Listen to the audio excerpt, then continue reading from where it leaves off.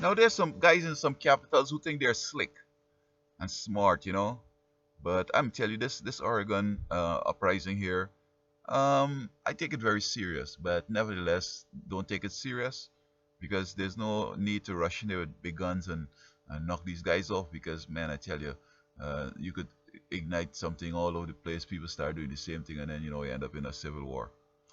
Um, this is what I was warning folks about. When the Middle East stuff started the Spring Revolution, I recommended that folks tell these people to go home and just don't worry this democracy thing and capitalism because it can't work for you in the Middle East. This is not something that you could handle. And leave the big dictators up there because now they're talking about having elections and running things smooth. It's only when you have a big dictator things don't go smooth in the Middle East. Okay, all right. So you have Al Qaeda and ISIS and all these folks in the Middle East trying to create some chaos so that folks will go down there and expire their resources and their lives, etc. And when you get wrapped up in overseas stuff, then you have some stuff start at home. See what I'm saying? This is what I was telling folks about a long time ago. And these guys here in Oregon, they may not even know that they're connected to what's happening in the Middle East. Um, this thing is so subtle.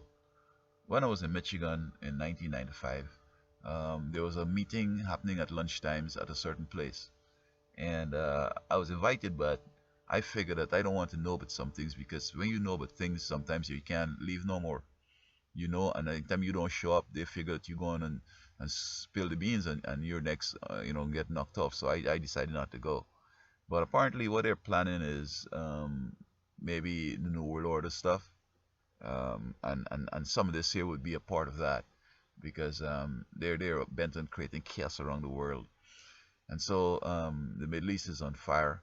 And now they want to start North America and everywhere that's important. I mean, they may not start something like this in Jamaica or Trinidad or Guyana because they're not consequential, as it were.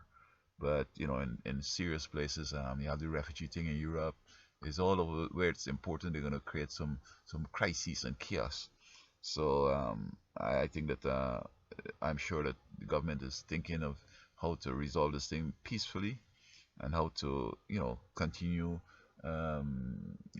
governing justly and so on. So I wish that this thing just um, work its way out and without any serious consequences and best thought and good plans and everything and everybody compromise and everybody win and go home and have a merry new year.